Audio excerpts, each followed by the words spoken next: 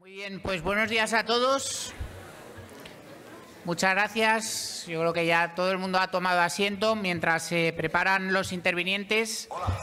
Y tras estas dos interesantísimas e intensas jornadas, pues llegamos al último bloque de este 26º Congreso Católicos y Vida Pública con la conferencia El reto de vivir en este tiempo, a cargo del escritor y filósofo francés Fabrice Gayac. El ponente será presentado por el director de CEU Cefas y catedrático de Filosofía del Derecho de la Universidad CEU San Pablo, don Elio Gallego.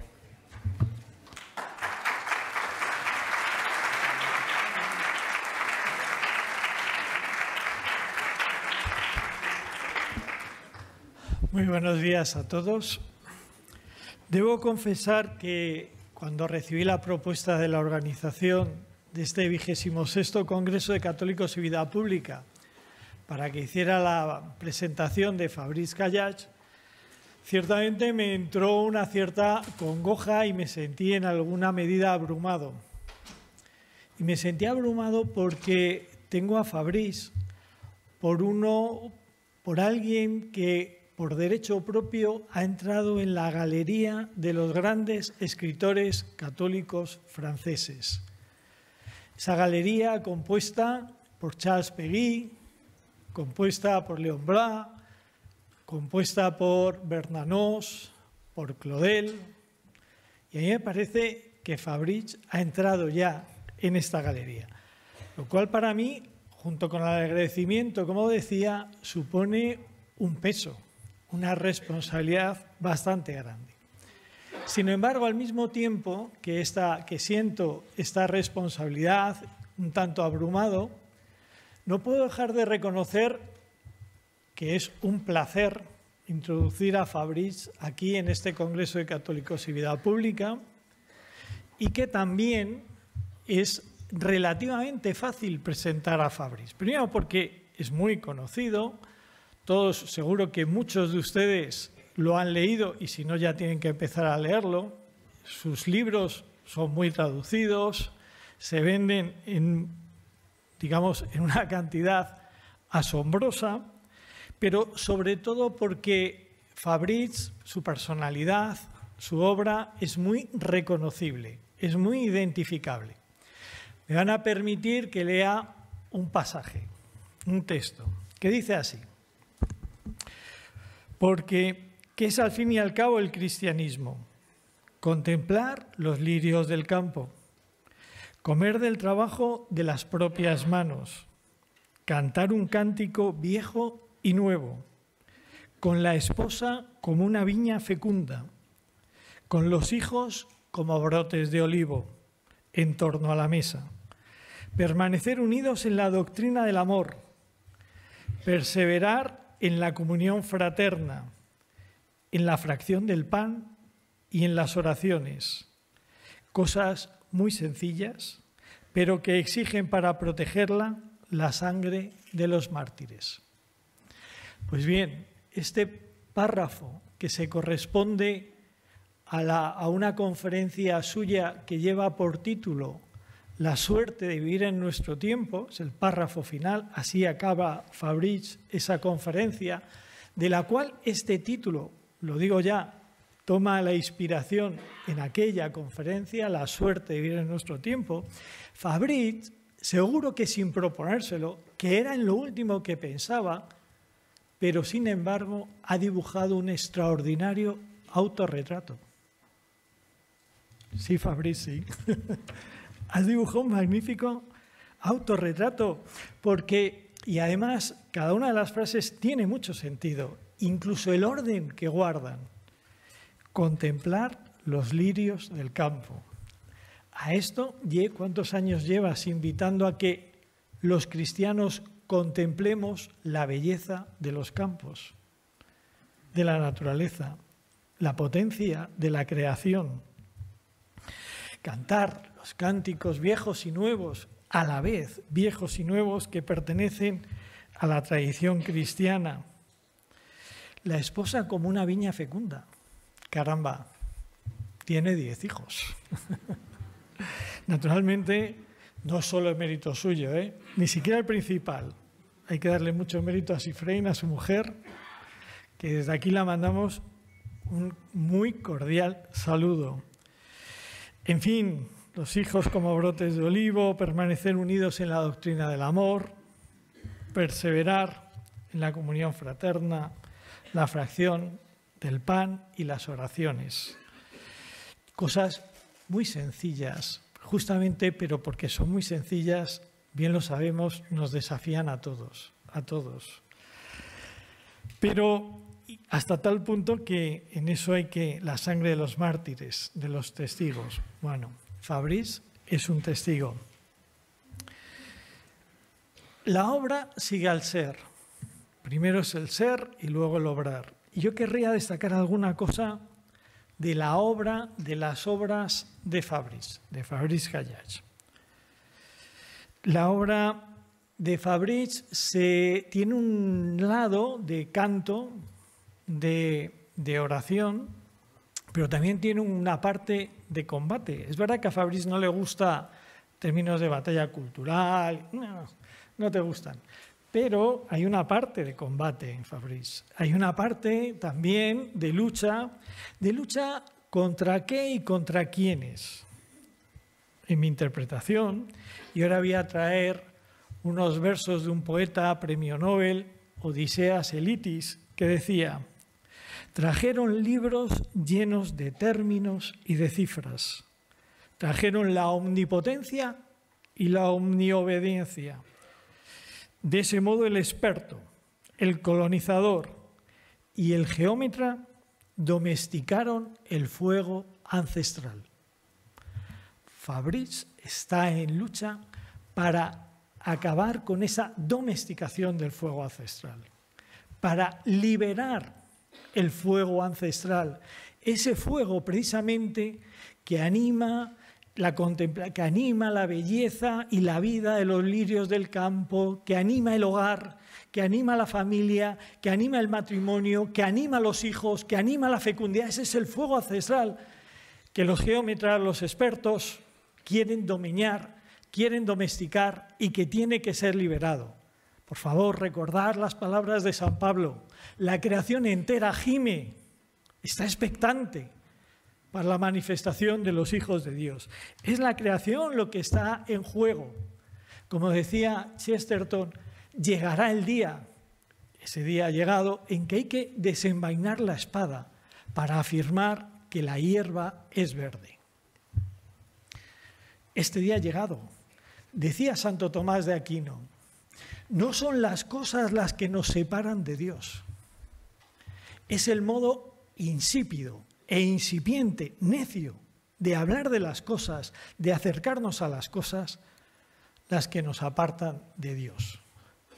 Fabrice es una reivindicación, sentido etimológico fuerte, de volver al fuego ancestral que anima, que late en todas las cosas buenas y bellas que el Señor en su sobreabundancia nos da permanentemente cada día, a cada instante, en cada momento.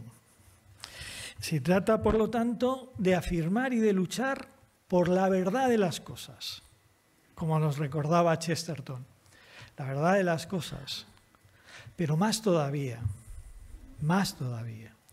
se trata de luchar por las cosas en su verdad.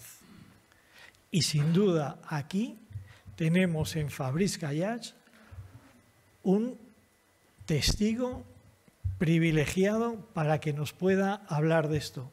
Por eso, Fabrice, de verdad, muchísimas gracias por estar con nosotros.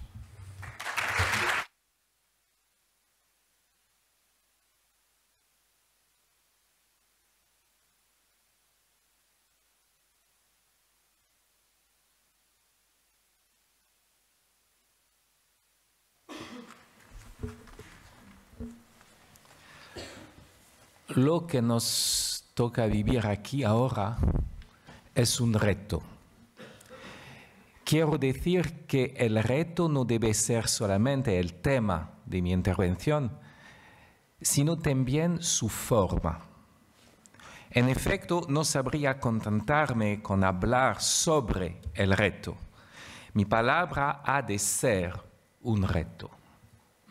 Pero ¿quién soy yo? ¿El que reta o el que es retado? Es evidente, yo soy en primer lugar el que es retado. Se me ha pedido que les diga algo a ustedes sobre el reto de vivir en este tiempo. Me he dado al reto de escuchar y responder a esta petición, de abordar lo que caracteriza nuestro tiempo como un desafío. Pero hay otra cuestión. Si me han llamado a mí, es en razón de lo que he podido decir sobre esta cuestión. He escrito un librito a partir de una conferencia que di en Roma y que traducida ha obtenido una cierta repercusión en España. El librito se titula La suerte de haber nacido en nuestro tiempo. Se me reclama ahora, pues, variando un poco los términos, el reto de vivir en nuestro tiempo. He aquí el drama del autor. Lo convertimos en especialista, le pedimos que se repita y por lo tanto que se mate a sí mismo públicamente en cuanto autor. Su pensamiento es llevado a la esterilidad. En el momento mismo en que es aplaudido, se estanca, se reduce a eslóganes que debe martillear sin cesar, se convierte en un mal actor de sí mismo. Antes reflexionaba, ahora recita, mañana prodigará recetas. Tal es, pues, el reto que me ha sido dado. Abordar la misma pregunta con una actualidad nueva, sin dormirme en los laureles de volver a decir las mismas cosas. No satisfacerme con reordenar las cosas ya dichas, no quedarme, como muchos de nosotros, en el copiar-pegar, en una combinatoria, en esa triquiñuela que consiste en no escuchar más, en monetizar sin fin. ¿Cuántos de nosotros nos hemos convertido en inteligencias artificiales antes de la llegada de la inteligencia artificial? ¿Cuántos, debido a su éxito y a las expectativas que ha suscitado, se han limitado a recomponer la base de datos de una única obra original? Este es, pues, el motivo por el que he de bendecir los chatbots, que podrán hacer eso mejor que yo en el porvenir y que me obligan desde hoy a no ser menos que un ordenador, a tomar la palabra y a tomarla un domingo después del sermón. Pero es aquí donde el reto se vuelve contra nosotros. ¿Tenemos verdaderas ganas de escuchar una palabra? ¿Para qué sirven estos congresos? ¿Acaso se trata de una tertulia entre universitarios, entre miembros de una élite, para luego volver a casa contento por ser más conocido por el público? Vamos a articular una vez más en la teoría cómo debería ser la relación entre católicos y vida pública, con el fin de lograr para sí una buena conciencia, de procurarse la impresión a través de un bello discurso de que se está contribuyendo al bien común, mientras que otros están levantando verdaderas paladas de barro. El título general de este congreso exige algo más que un congreso universitario. Implica una interpelación personal. Si bien está expresada en latín, quo vadis, ¿a dónde vas? No, ¿a dónde va el mundo? Con la pregunta ¿a dónde va el mundo? Uno sigue siendo espectador y puede contentarse con un lamento. Con la pregunta ¿a dónde vas? Ya no se trata del mundo, sino de ti y de mí, de una verdad que nos exige y que tal vez nos acuse, como aquella que viene a buscar a Adán justo después de su pecado. ¿Dónde estás?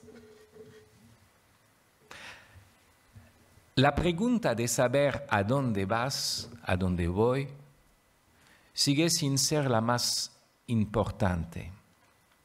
Esta mañana, cada uno de nosotros puede haberla respondido con bastante facilidad: voy al Congreso de Católicos y Vida Pública. Enseguida podríamos haber escuchado la réplica: ¿y para hacer qué? Aquel de quien basta saber a dónde va sin necesidad de que se le hagan otras preguntas, es lo que hoy es llamado un líder. Lidera como el pájaro que encabeza de un escuadrón de estorninos. Él va, solo hay que seguirle. Pero ¿qué hombre es suficientemente clarividente y sabio como para ser un puro líder? Uno que sabe hacerse seguir y no tiene nada ni a nadie a quien seguir. Hoy en día se habla mucho de leadership, sin preguntarse si no pudiera tratarse de un liderazgo del vacío, del choque, en que el líder puede sin problema decir a dónde va sin saber, o incluso a veces sabiendo que va directo contra la pared.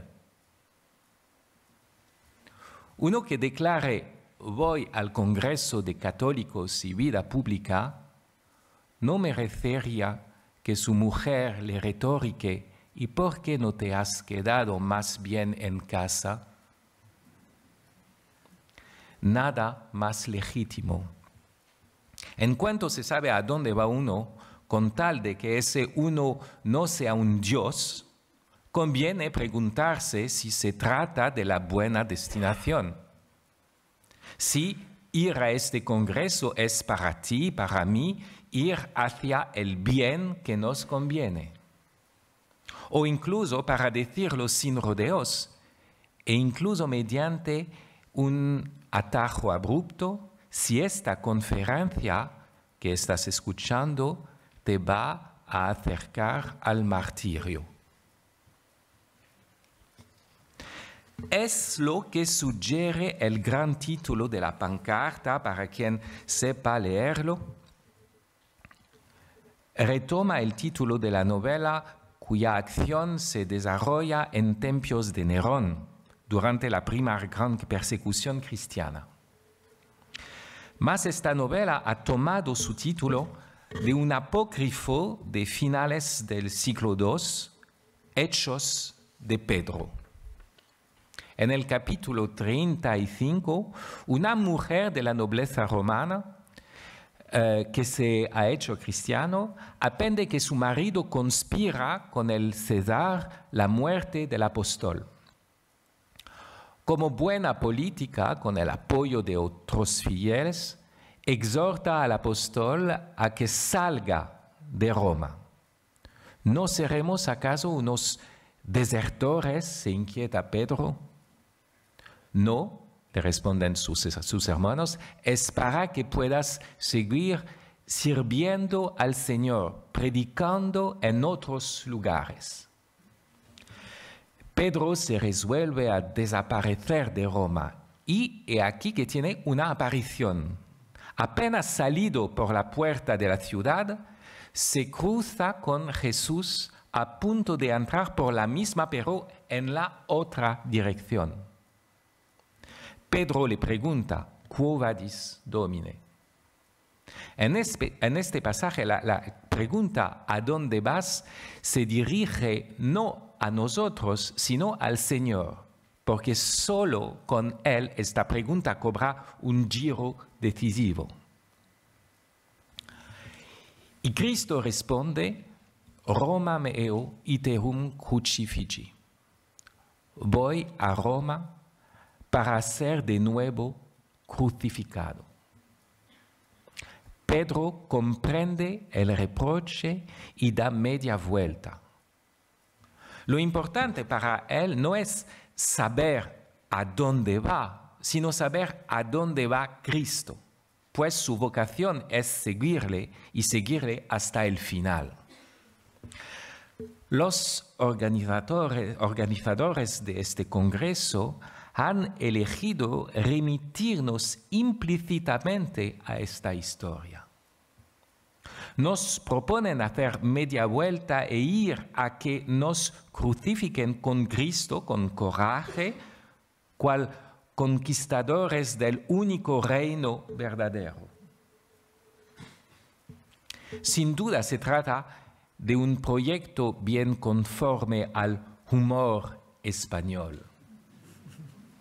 Si me creo ciertos textos del siglo de oro, España, en aquella época en que el reto de vivir ya existía, inventó una forma teatral mezclando tragedia y comedia, lo noble y lo vulgar, pasado, presente y futuro, porque tenía el apetito de poseer en una sola visión dramática el espacio y el tiempo.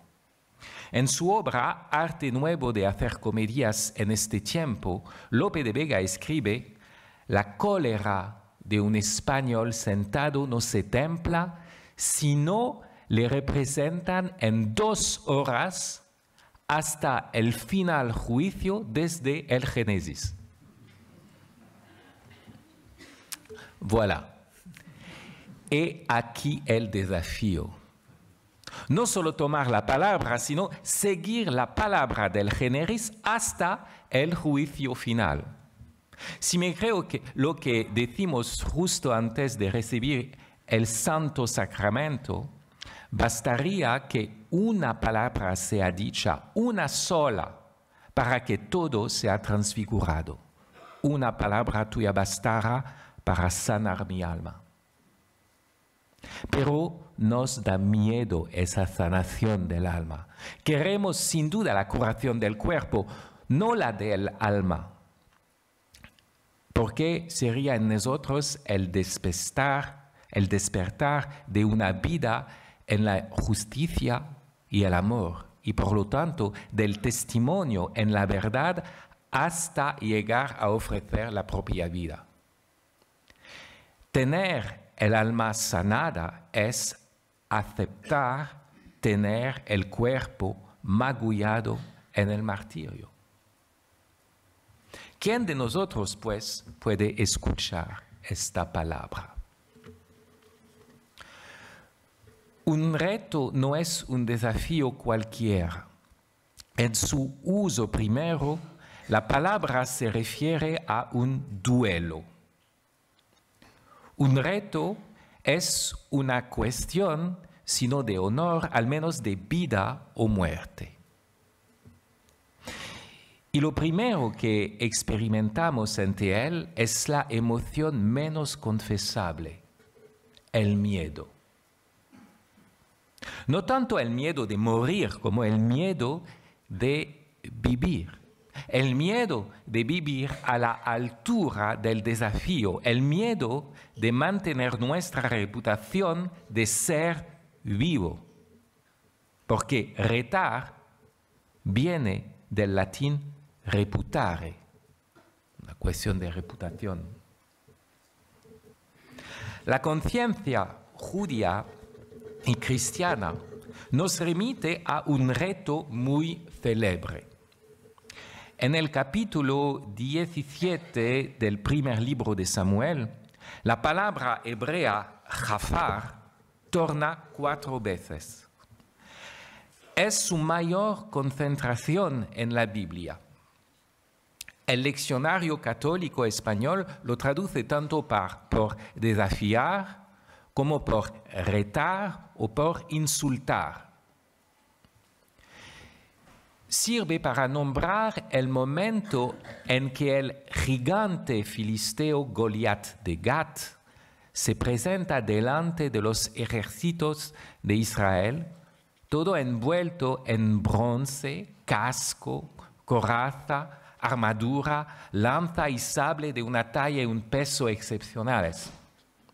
Parece una máquina de guerra más que un soldado y propone un duelo en lugar de la batalla.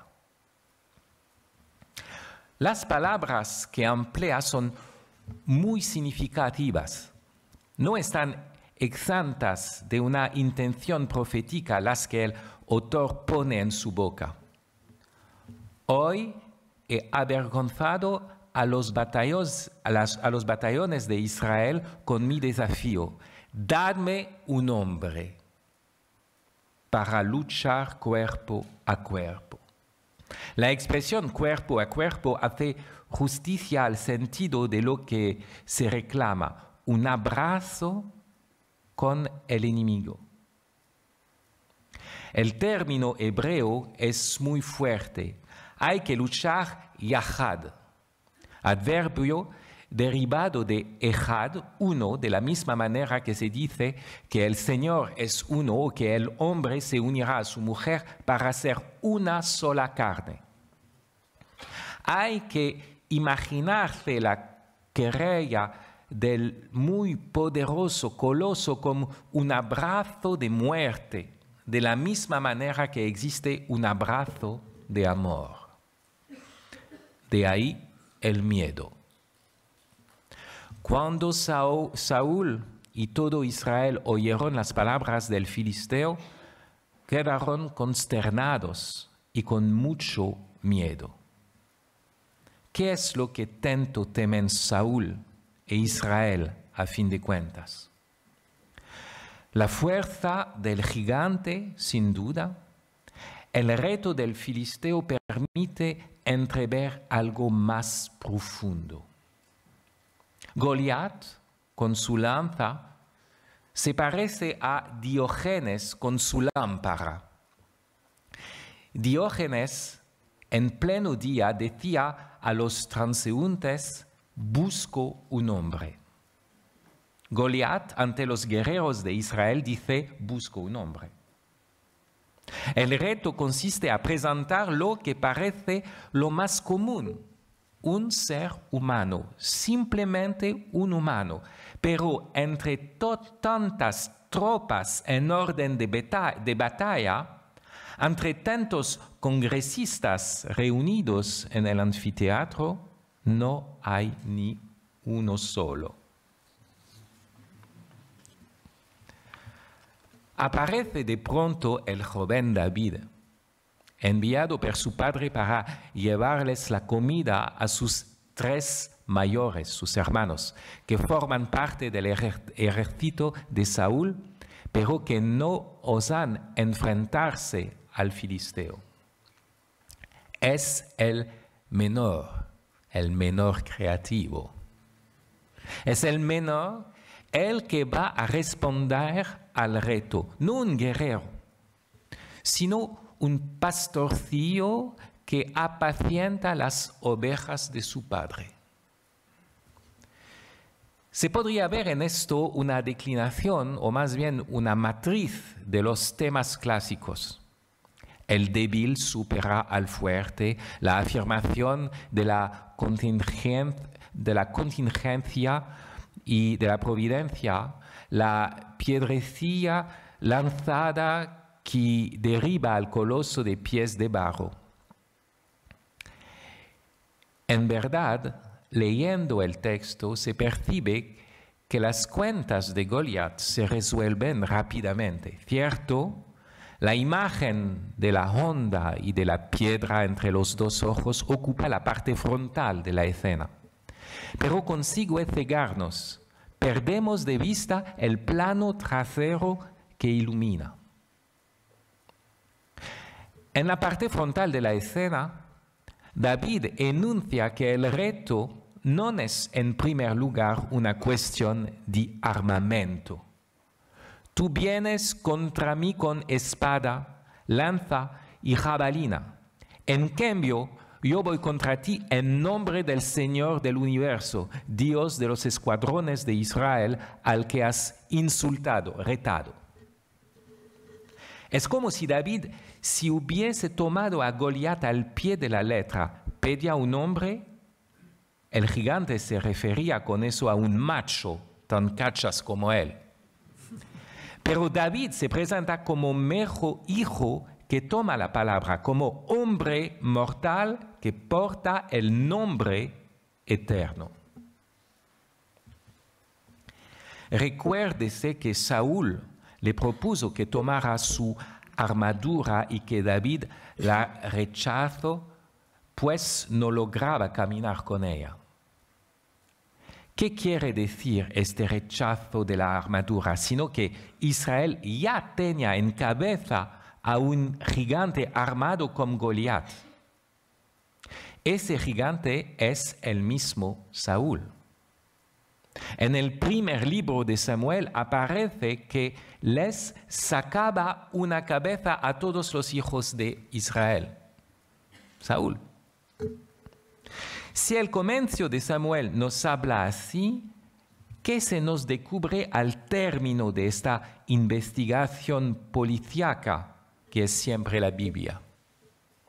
Al final del segundo libro de Samuel, otra tradición. La victoria contra Goliat de Gat ya no es atribuida a David, sino a uno de sus valientes, otro de Belén, El-Hanán, hijo de Yair. En fin, la victoria sobre Goliat en realidad no es tal. Debería haber producido la sumisión de los filisteos según los términos del duelo, si el gigante era vencido. Sin embargo, los filisteos siguieron acosando a Israel, lo cual nos lleva a pasar de la parte frontal de la escena al plano trasero e incluso entre bastidores. El gran mal no está tanto fuera en el gigante que bastaría con abatir, sino dentro en las disposiciones del corazón. La intrepidez del joven pastor que antaño liberaba los corderos de su padre hasta las fauces de osos y leones no solamente pone de relieve el miedo de los israelitas, revela las divisiones en el seno mismo de la familia. Eliab, su hermano mayor, en cuanto ve al pequeño David en el campo inquiriendo sobre la situación, se enfada con él y le acusa de soberbia, persuadido de que su lugar no está entre los soldados. Cito: se enardeció de ira contra David y le dijo: ¿a qué has venido aquí y a quién has confiado aquel pequeño rebaño en el desierto? Conozco tu arrogancia y la malicia de tu corazón. Bajaste a ver la batalla. El que esté dispuesto a enfrentarse con el gran enemigo debe antes enfrentarse con su hermano mayor. Apenas el menor David ha probado la legitimidad de su presencia abatiendo al filisteo, y he aquí que la envidia de Saúl emerge. Como le prometió, le concede la mano de su hija Mical a David, pero será para rastrear a su yerno y intentar matarlo. El que ha vencido al gigante Goliat debe combatir contra el gigante Saúl.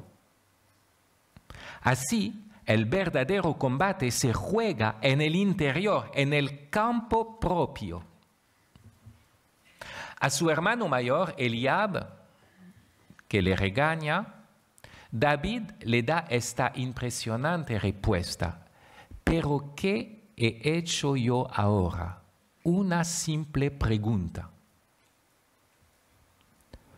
Lo que puede traducirse más literalmente es que ya no se puede hablar. Es la palabra dabar, la que se encuentra al frente de esta respuesta. En hebreo significa a la vez palabra y acontecimiento. Dabar. En el hombre, como ser de palabra que es, no conviene oponer la palabra y los actos como a veces lo hacemos.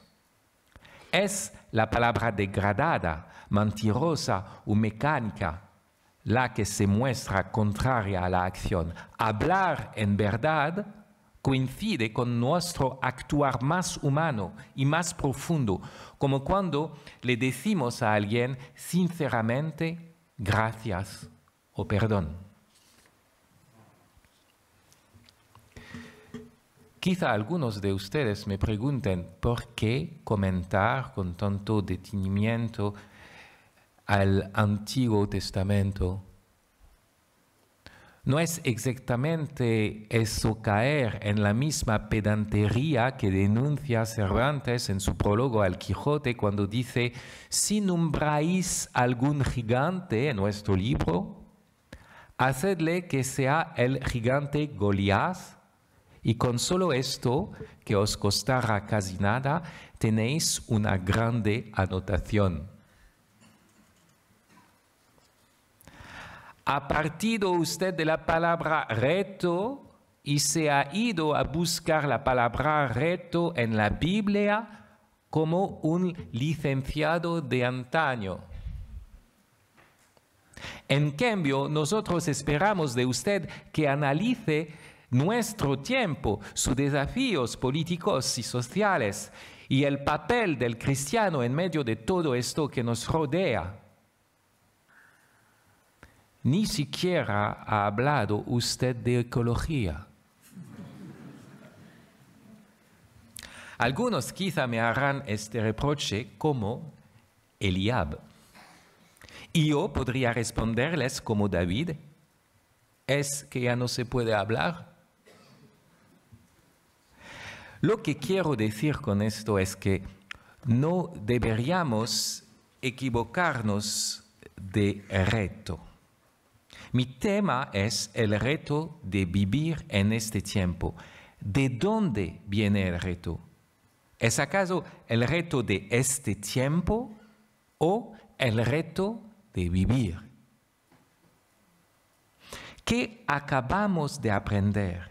Sin duda, está el reto de Goliat, el reto lanzado por el tiempo: dadme un hombre, es decir, un macho gigante que pueda rivalizar a la escala de los valores mundanos. Y es aquí que tenemos miedo, Buscamos gigantes entre nosotros y solo encontramos gigantes de menor talla, con armas menos poderosas, o bien verdaderos gigantes muy poderosos, pero que bien podrían pasarse al enemigo. La cosa es que nos dejamos llevar al terreno del enemigo. Nos fascina el reto del tiempo y olvidamos el reto del eterno. Olvidamos el simple reto de vivir. Leemos los periódicos negligiendo la Biblia. Es comprensible. La Biblia no es una lectura, es la clave de lectura de los acontecimientos. Su trascendencia es también su debilidad. Es menos excitante que las news. Sin embargo, es ella la que nos permite justamente tomar altura y responder a los acontecimientos sin reducirlos a la interpretación periodística, ni arrastrarlos a las normas impuestas por nuestro tiempo, que ya no es un siglo de oro, sino de silicona o de cobalto. Hay que escuchar la demanda del tiempo. Dadme un hombre, alguien capaz de estar a la altura del desafío, pero no hay que entenderlo a partir de las definiciones del momento. Hay que entenderlo a partir del misterio revelado. No buscar un hombre en el sentido de una macho alfa o un nacho beta, sino un hombre del nombre, un pastor de palabra, alguien que adivine, si se me permite hablar como Lorca, que el duende es más esencial que el cálculo. No he de justificarme por leer con ustedes la Biblia. Debería más bien justificarme por retrasarme en la descripción del Goliat de nuestro tiempo. De todos modos, voy a intentar hacerlo. Pensar sobre este tiempo supone discernir lo que distingue a este tiempo de los que lo preceden, y más especialmente porque es el lugar de mayor confusión del que lo precede inmediatamente, a saber, la modernidad. El sustantivo modernidad viene del latín modernus, que significa reciente. Su principio básico es simple. Lo reciente es mejor que lo antiguo. Lo que no implica necesariamente que el hoy sea mejor que el ayer. Los modernistas eran astutos, sino que el mañana será mejor que el hoy.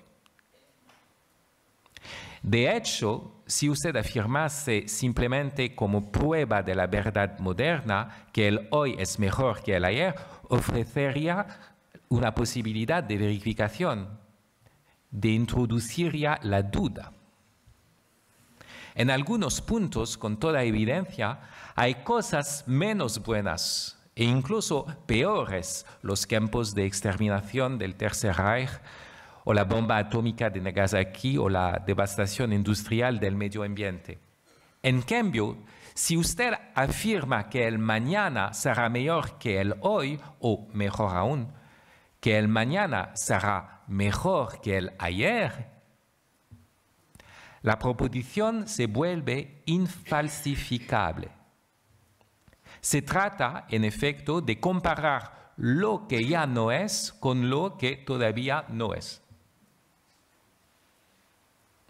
¿Podrá usted entonces conjugar el revisionismo con el optimismo? Repintar lo que ya no es más negro de lo que estaba y pintar lo que aún no es más rosa que lo que será. La modernidad proviene de la cristiandad. El modernismo es un mesianismo sin trascendencia.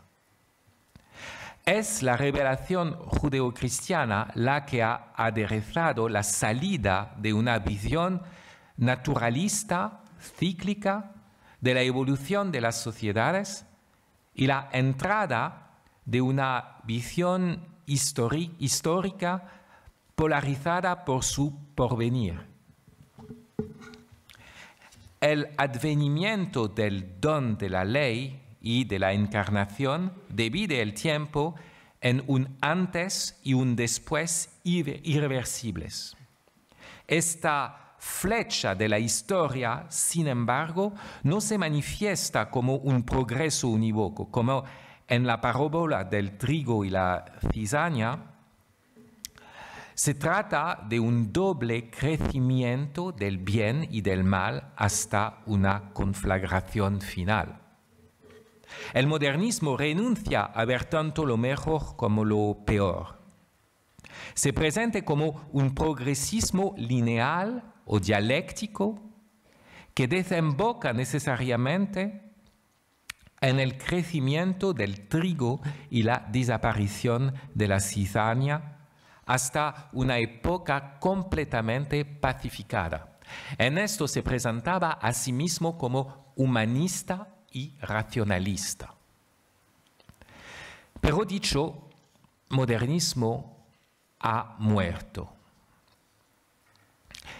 Eso dice mucho de los retos que todavía planteaba ayer. Algunos de entre nosotros se esfuerzan en combatirlo sin grandes éxitos, o convirtiéndose en sus cómplices, o cayendo en una violencia contraria.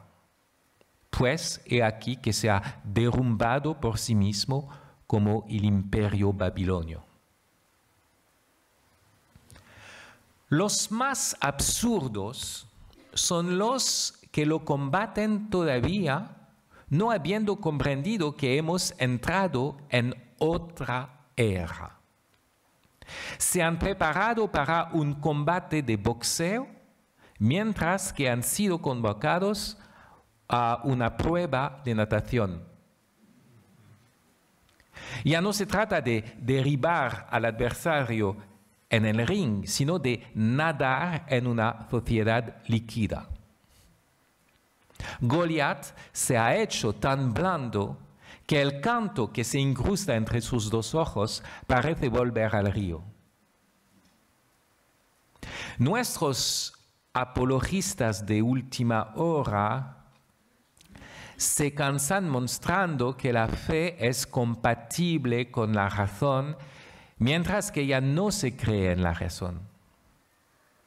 O que el Espíritu de Dios es favorable al sexo, mientras que ya no se cree en el sexo.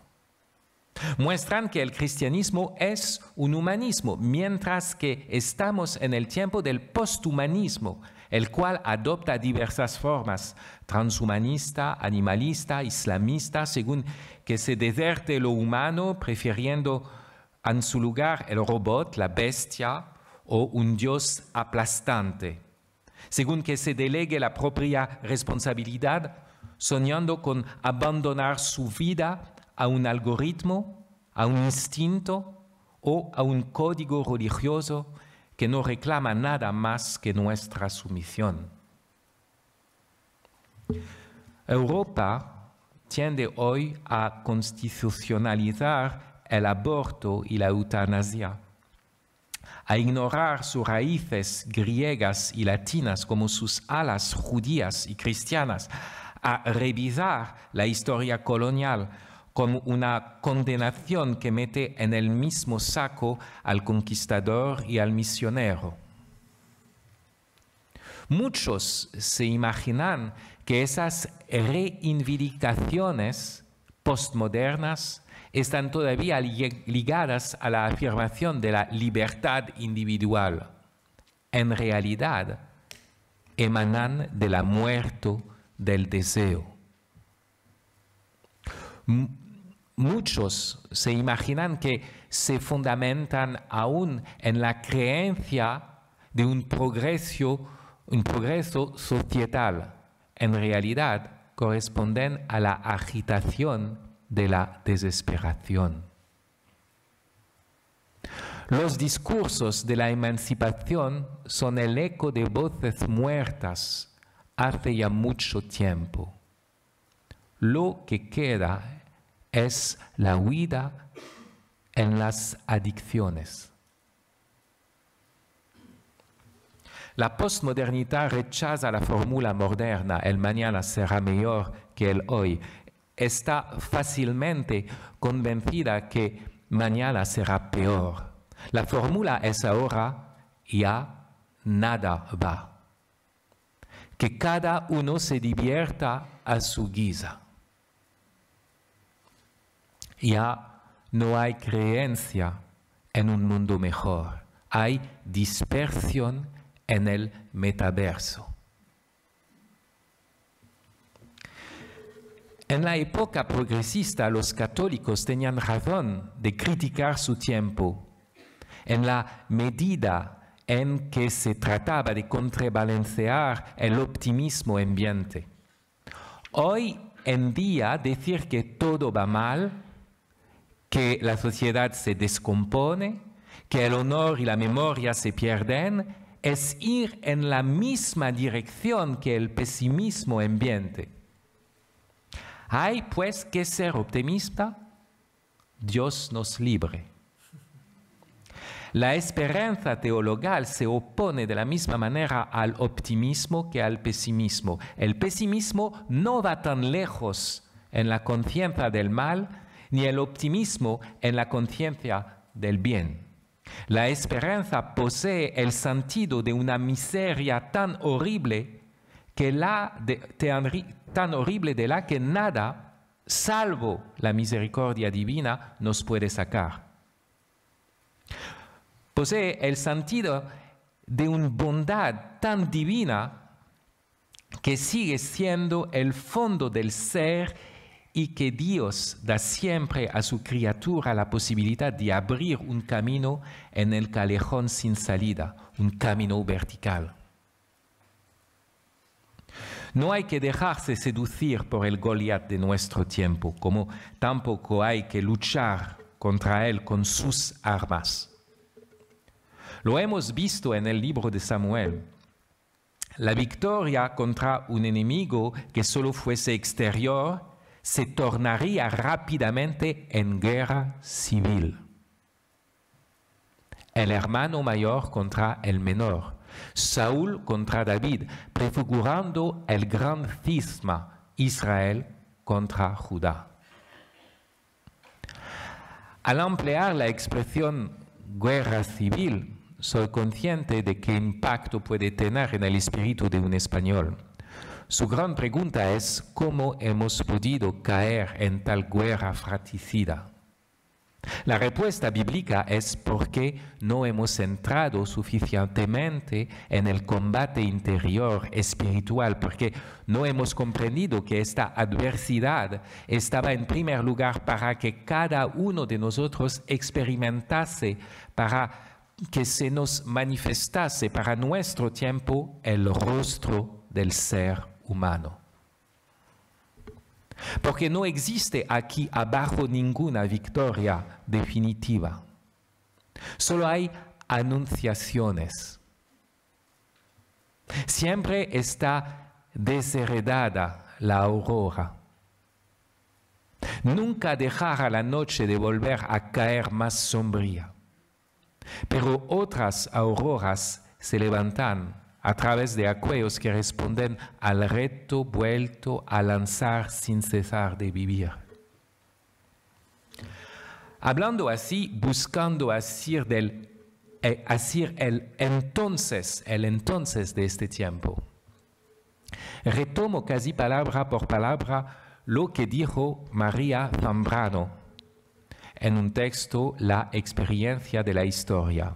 Allí distingue la historia apócrifa y la historia verdadera, la historia de Goliat con su manera de entender el reto y la historia de David con su manera de responder al mismo.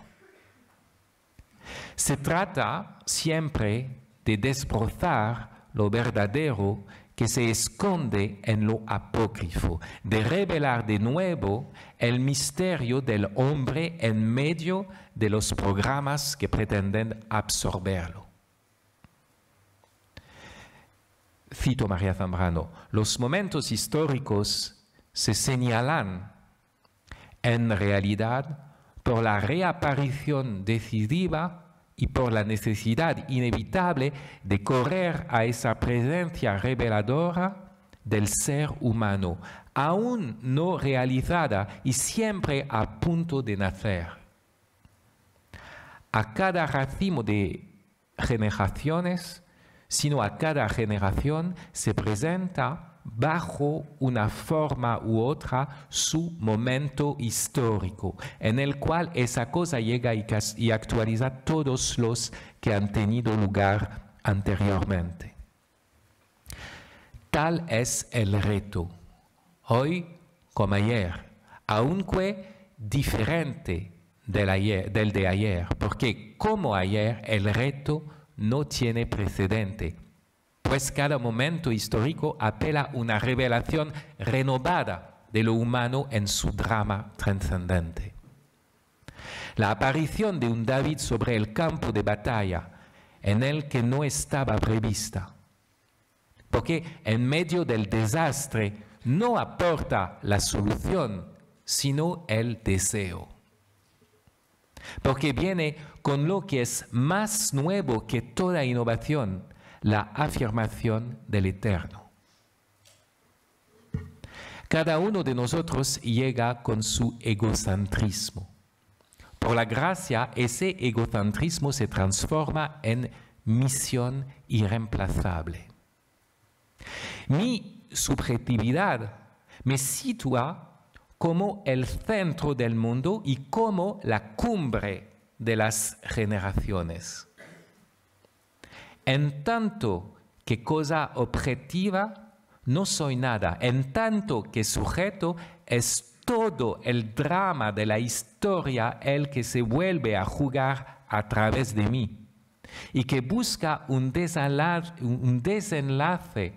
en los altercados aparentemente minúsculos de mi día a día. ¿Estaré a la altura del reto de la esperanza? ¿Acaso voy yo, como David, a poner mi granito de sal y mi granito de arena en la máquina, a hacer una brecha en la pantalla, a comparecer de suerte que se pueda decir bajo las ridiculizaciones del mundo, pero ante el amor de Dios? ¿He aquí el hombre? Desde el momento en que el aborto aparece como un derecho, toda mujer que acepte llevar una vida en su vientre es una Juana de Arco. Desde el momento en que los ordenadores aparecen como los gestores de nuestra existencia, todo hombre que elija emplear sus manos en el trabajo y unirlas para la oración es un Isidro Labrador. En la medida en que el asfalto cubre la tierra, la menor brizna de mala hierba aparece como un milagro de la vida. En la medida en que las tinieblas se extienden, el más mínimo destello surge como una aurora. Cuanto más se impone Goliat, tanto más el menor tipero, incluso grosero, que acepte seguir siendo humano, hace aparecer algo divino. Frente al reto de la red, por ejemplo, podemos querrarnos tener miedo de la creciente empresa de la inteligencia artificial, esperar al gigante que pueda vencer los molinos de gigabits. Los educadores deploran que sus alumnos utilicen ChatGPT y se preguntan cómo hacer frente a la ofensiva con la armadura de Saúl.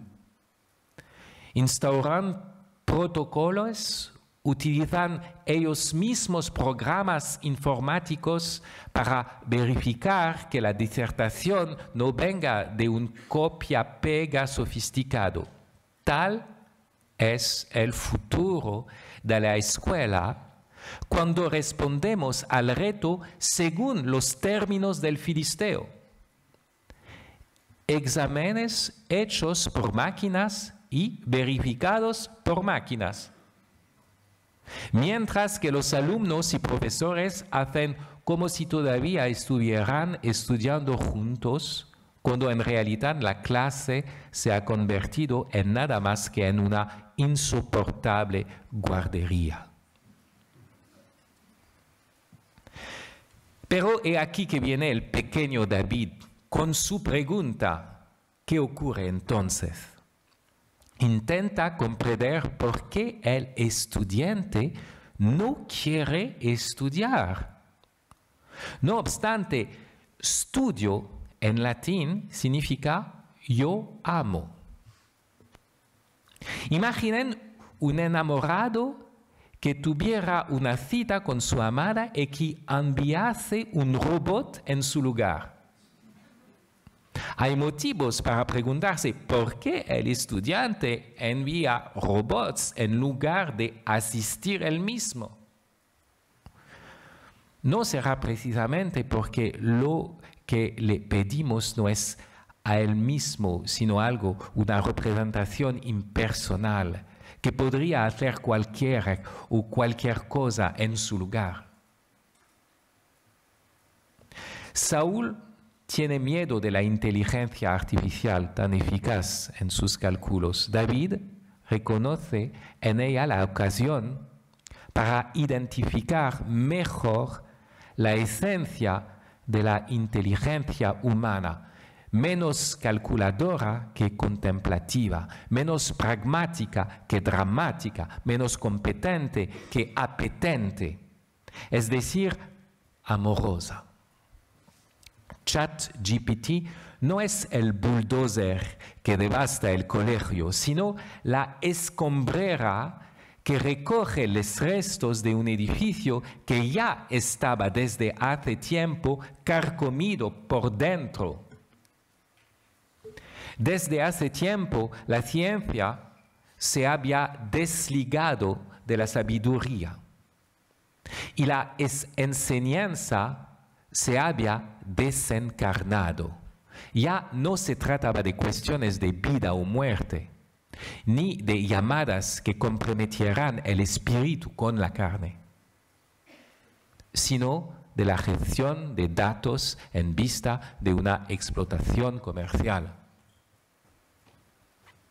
El reto del gigante Gigabytes es el de pasar del miedo a la prueba de los que somos y a la revelación de lo más simple, como el narrador al final de Mecanópolis, cuento de Miguel de Unamuno. Después de su horrible estancia en la ciudad habitada, o más bien amueblada exclusivamente por máquinas, se sobrecoge al encontrarse un simple rostro, el de un extranjero en medio del desierto. Cito: llegué a la tienda de unos beduinos y al encontrarme con uno de ellos le abracé llorando. Y qué bien nos entendimos aún sin entendernos. Me dieron de comer, me agasaron y a la noche salí con ellos y tendidos en el suelo mirando al cielo estrellado, oramos juntos. No había máquina alguna en derredor nuestro. Durante los tiempos modernos, puesto que la modernidad desviaba ideas que venían de la cristiandad, podíamos tener la pretensión de defender los valores cristianos sin hablar de Cristo. Los católicos en la vida pública se dedicaban sin cesar a ese proceder desleal. Hacían contrabando para equiparar el fraude de sus adversarios. Predicaban la moral sin predicar la esperanza. Reclamaban la acción recta sin señalar la diana. Querían que la custodia siguiera puliéndose sin que fuese necesario creer en la hostia consagrada. A Dios gracias, esos tiempos rindieron su último aliento. Ya no se trata de congraciarse los favores de los humanistas ateos. Se trata de seguir siendo humanos en la hora en la que Europa desespera de lo humano. Y eso a partir de ahora solo es posible si nos volvemos hacia el Dios hecho hombre y judío y lector de la Biblia y carpintero. El verbo podría haberse hecho informático, pero declaro a todos los siglos por venir, mi Padre es el viñador, yo soy la viña, y trabajo la madera hasta que fuera la madera la que trabaja, que le trabaja a él. Quiso que su gesto y su gesta se situaran en la compañía de los árboles, en el ejemplo de la fructificación del don y no de la gestión de datos. Es más, basta con que advenga una calamidad para hacer caer el velo de ilusión ideológica o tecnológica y percibir que nos hemos vuelto tan desamparados como nuestros antepasados. Un corte de corriente, una pandemia, lluvias diluvianas. Con las inundaciones hemos llegado al estiaje de la humanidad. El asfalto de construcción se convierte en el canal de torrentes devastadores. Los parkings subterráneos se convierten en lugares propicios para el ahogamiento. Los smartphones enterranos en el barro.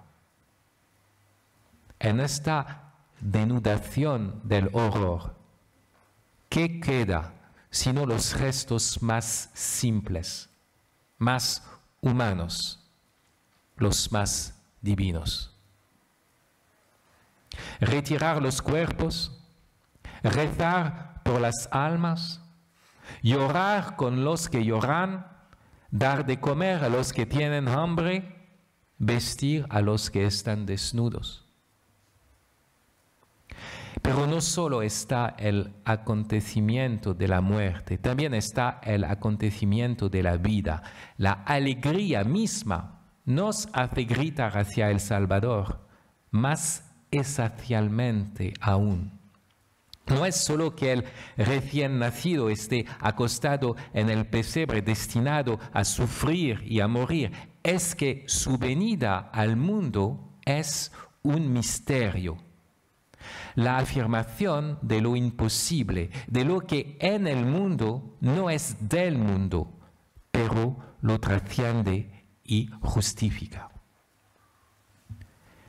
Desde el origen y en todos los tiempos, la vida es un reto. Desde el origen, nada la justifica en el universo. ¿Por qué surge? Pues mientras que no le está asegurada la longevidad del mineral. Porque ese insecto, la efímera, que padece y perece, mientras que la piedra se mantiene en una perfecta impasibilidad. Es verdad que la efímera hace que la luz baile. Así porque sin ningún motivo, un breve instante gratuito, de ese tipo de gratuidad que parece absurda, si no creemos que la esencia de la vida si nos creemos que la esencia de la vida es la conservación de sí mismo y que aparece como con gracia, si se reconoce que la esencia de la vida es ofrenda. ¿Ofrenda a qué? ¿A quién? ¿En vista de qué gloria? Desde el primer protozoo, la vida es un sueño. Desde el punto de vista astrofísico aparece como un riesgo en pura pérdida. No tiene más sentido que metafísico y sacrificial. En las menores células sueña con un más allá. Un soneto de Quevedo hace ver ese reto del divertido vivir. Parece que solo exprime su vanidad, pero esa vanidad presupone un deseo en sufrimiento. Cito: vivir es caminar breve jornada, y muerte viva es, Lico, nuestra vida. Ayer al frágil cuerpo amanecida, cada instante en el cuerpo sepultada. Como el que divertido el mar navega, y sin moverse vuela con el viento, y antes que piense en acercarse, llega. La vida parece vana solo a partir de una verdad medio percibida, la de una virtud que excede las condiciones físico-químicas del universo. Atraca en el puerto de la muerte antes de pensar en ello, porque es como aquel divertido. Pero, ¿por qué ese divertido? ¿Qué convertido sugiere? ¿Por qué ese sueño del sentido? El sueño de ese nada que siendo es poco y será nada, como dice también Quevedo, y que a pensar de todo parece esperar contra toda esperanza. Ese sueño es sueñal. Señal que apunta hacia una realidad trascendente, que atraviesa el mundo empírico buscando el sentido de toda sensación. ¿Por qué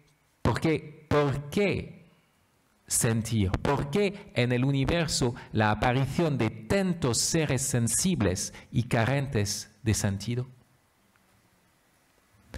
Existe un punto de inflexión extremo en el cual lo que está sumergido por la miseria aparece de repente como un milagro. La vida no tiene ninguna razón suficiente de ser.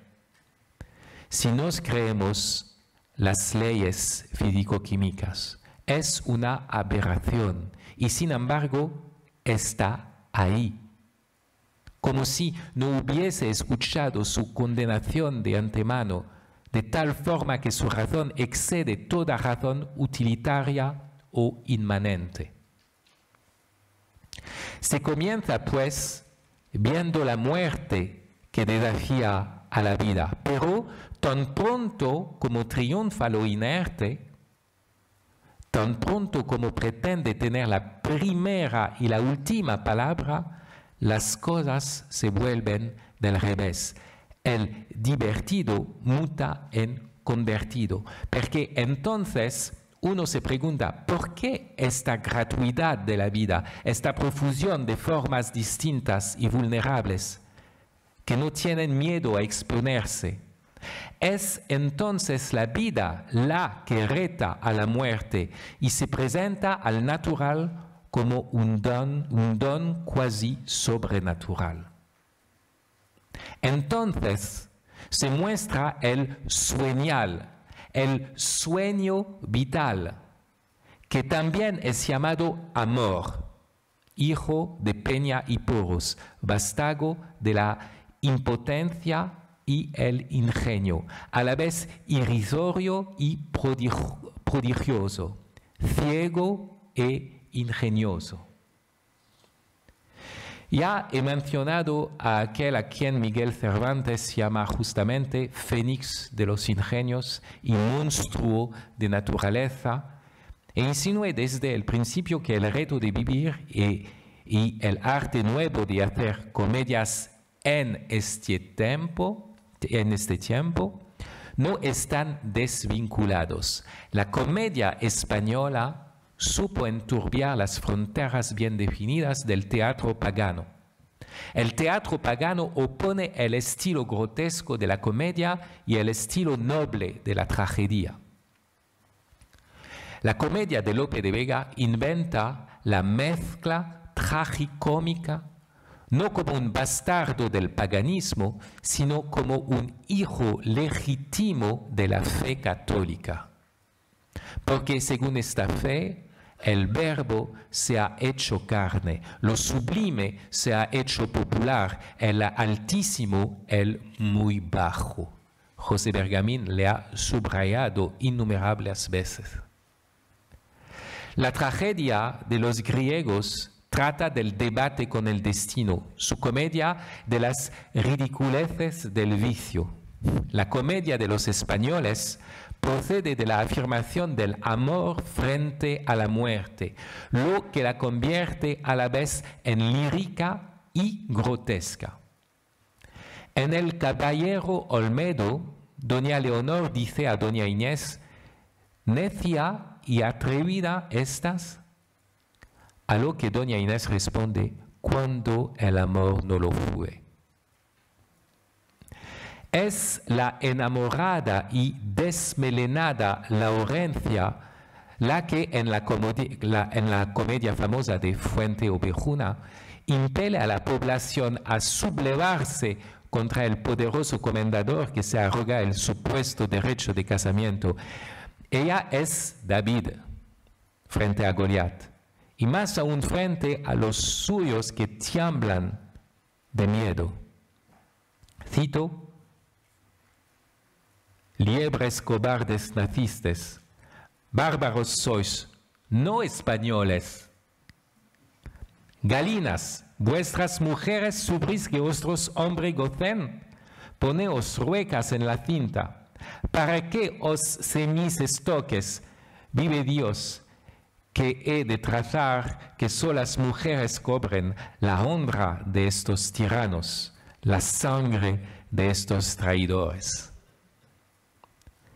En Orfeo, el marido más firme, Lope no cesa de modular el tema, no tanto del amor frente a la muerte, sino del amor fuerte como la muerte, del amor que hace morir para resucitar con el otro, retando así a la muerte física, porque el alma del amante ya ha sido ofrecida y se encuentra más en el ser amado que en su propio cuerpo, abocado a procesos siempre tambaleantes, extáticos y payasescos, hasta el punto de que el teatro debe desdoblar a la persona en dos personajes, el caballero y su vasallo, Quijote y Sancho, Orfeo y Fabio, poniendo en juego la bisagra de la palabra que se da y de la carne que se encabrita. Cito, Fabio, camino del infierno, quien dijera que fuera con la vida un peregrino, Orfeo, peregrino de amor profundo, me ha de llamar eternamente el mundo. Fabio, que no se halle una venta con ser cierto, que a cuesta senda va a su llama eterna, que no haya un bodegón en este puerto, una carnicería, una taberna. Orfeo, aquí me aguarda y dame el instrumento, que ya la puerta de diamante veo. Fabio, pues, ¿ya me dejas solo? Orfeo, solo intento que llegue a lo imposible mi deseo. Orfeo no podrá hacer volver a Eurídice de los infiernos. Su amor de hombre es impotente. Aspira a una gracia que no se puede dar a sí mismo. La vida, desde su nacimiento, no solo parece destinada a morir, aparece cuando en realidad jamás debiera haber existido. Y él aquí, sin embargo, retando a la muerte, intentando lo imposible, porque la clave no es un éxito mundano, sino la simplicidad del vivir, es decir, de darse de nuevo en la simple pregunta del joven David. Gracias.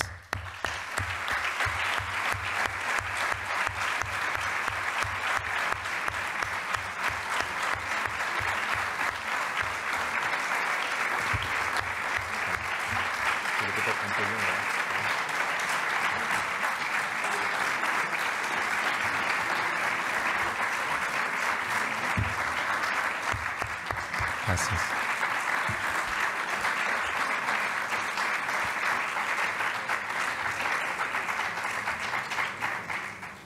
Muchas gracias, señor Hayak, por su brillante exposición y al profesor Gallego también por su presentación.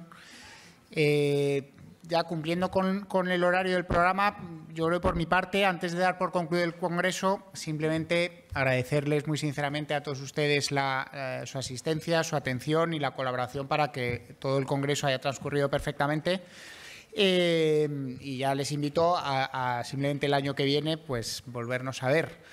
Para finalizar este Congreso, a continuación tiene la palabra don Alfonso Bullón de Mendoza, presidente de la Asociación Católica de Propagandistas, que le invito a que suba al atril para pronunciar las palabras de clausura. Muchas gracias.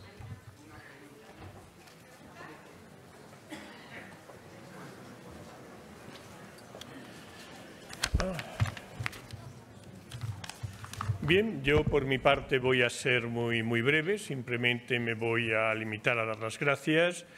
Dar las gracias a los codirectores del Congreso, es uno de los cambios que ha habido este año. Agradezco la excelente labor realizada los años anteriores por Rafael Sánchez Saus y este año hemos hecho una novedad de tener en vez de 2 directores 1 y hemos sobrevivido, lo cual pues es muy de agradecer y además creo que hemos sobrevivido pues con mucho éxito.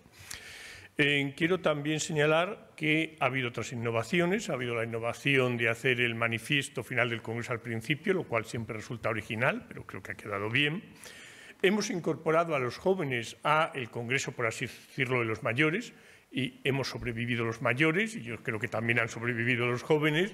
Y además creo que el Congreso ha ganado también mucho en ambiente, porque una de las cosas buenas que tenía este Congreso de los Jóvenes, que ya se celebraba, pero que se hacía en otras de nuestras dependencias, es esa maravillosa hora santa que hubo ayer, que fue realmente espectacular, y ya sabemos que para el año que viene tenemos que conseguir más sacerdotes para las confesiones, o sea que realmente pues creo que es algo que debemos tener muy en cuenta todo lo que ello ha despertado. Hay que expresar la gran satisfacción por la altura que han tenido las ponencias. La última realmente ha sido realmente extraordinaria desde el punto de vista filosófico del pensamiento y también destacar la ponencia de Ayán al principio, haciéndonos ver que estamos en un mundo muy complejo donde no todas las culturas evidentemente se pueden considerar que sean iguales, desde luego desde el punto de vista de la libertad. Haber contado con una amplia representación de los diversos movimientos y realidades de la Iglesia, de lo que nos congratulamos, de que hayan querido participar con nosotros de manera tan activa en el desarrollo de este Congreso.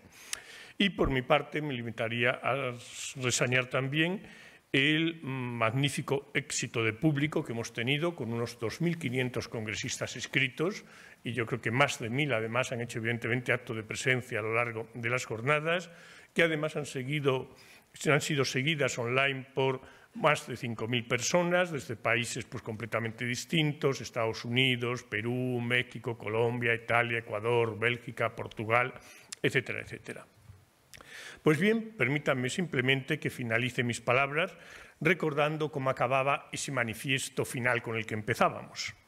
Queremos que la transformación de un catolicismo social, por lo general silencioso e irrelevante, en una minoría creativa, tal y como nos interpelaban tanto Benedicto XVI como Francisco, constituye un reto irrenunciable de la Asociación Católica de Propagandistas y de este Congreso. Es necesario insistir en esta tarea, sumando en la medida de lo posible a otros grupos y movimientos católicos que sientan la urgencia del momento histórico en que nos hallamos. Muchísimas gracias.